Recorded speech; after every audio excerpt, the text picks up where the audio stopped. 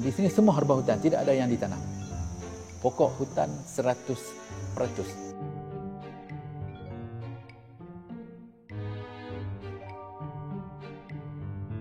Okey, ini salah satu pokok yang tumbuh meliar di dalam hutan Lubuk Sembilan.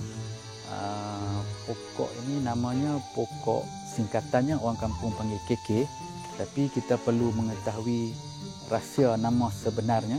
Pokok ini namanya orang kampung panggil pokok kelentik kering. Orang tua bagi nama sesuai dengan fungsi pokok ini. Kelebihan pucuk dia, bila kita amalkan makan pucuk pokok kelentik kering ini, bagi khasiatnya bagi lelaki, dia boleh melambatkan pancutan air mani sewaktu bersetubuh. Pokok ni buah dia akan keluar, buah dia berwarna hitam ke biru-biruan, dia akan keluar di tepi-tepi dahan daun ini.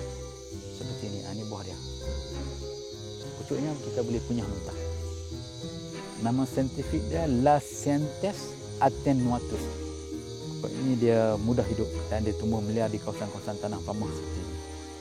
Cara untuk kenal pasti pokok ni, kita tengok daun dia bentuk macam ni panjang, dan bentuk dia couple, dua dia sepasang. Dan saiz pokok dia lebih kurang, saiz dia macam ni. Kalau nak tinggi pun sekitar 5 kaki macam itulah. Kebanyakannya dalam 3 kaki ke 4 kaki kebanyakan. Dan dia punya pucuk dia agak berbeza sedikit daripada, warna dia berbeza sikit daripada daun yang tua. Pucuk dia pun dia tumbuh sepasang juga.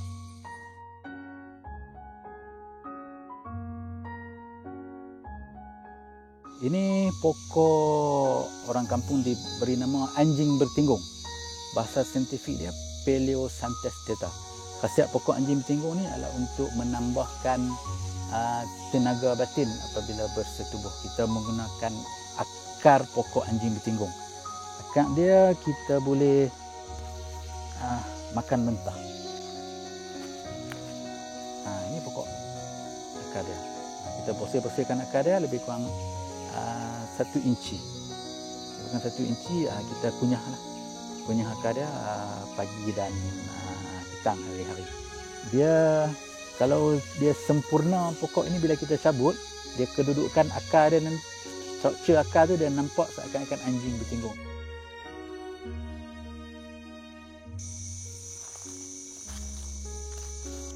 Okey, pokok-pokok hutan ni kalau kita jumpa, kita boleh balik tanam di rumah. Kita boleh tanam di dalam pasu ataupun kita boleh tanam di atas tanah. Kebanyakan pokok-pokok ubat ni dia pokok renek. Bila kita tanam di rumah, kita tahu khasiat dia, kita boleh amalkanlah. Ini pokok pecah kelambu ataupun nama saintifik dia Dracena graminifolia.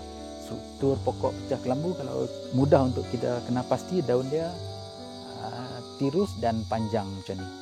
Daun dia daripada bawah dia akan sambung macam ni. Dia nak seakan-akan pokok pandan.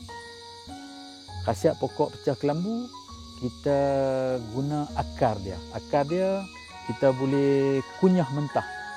Kunyah mentah rasanya seakan-akan dia tidak pahit. Kegunaan dia, khasiat akar pokok pecah kelambu, dia boleh menambahkan tenaga dalaman zahir dan batin. Namanya pun cukup ironi dengan khasiat pokok ni. Misalnya untuk pengantin baru, sesuailah pokok pecah kelambu ni. Pokok KK sesuai untuk pengantin baru. Sebenarnya khasiat pokok-pokok herba ataupun pokok-pokok hutan ni, dia punya kesan dia tu tak macam kita makan ubat moden. Ubat moden contohnya, bila kita makan ubat untuk tenaga batin, kita makan dia, pil dia, terus dalam jangka masa yang pendek kita dah dapat kesan, kita dapat kena pasti dia punya kesan dia dah. Tapi herba dia tak macam tu. Herba dia bila kita makan, kita perlu amalkan rutin harian dia untuk menambahkan kesihatan kita. Kalau kita makan ada yang dijual di kedai, kita makan dia, kesan dia kita dapat seawal mungkin, itu bukan herba yang original, itu ditambah dengan bahan-bahan kimia. Kalau pokok herba, kita kena amalkan makan rutin, kebiasaan harian.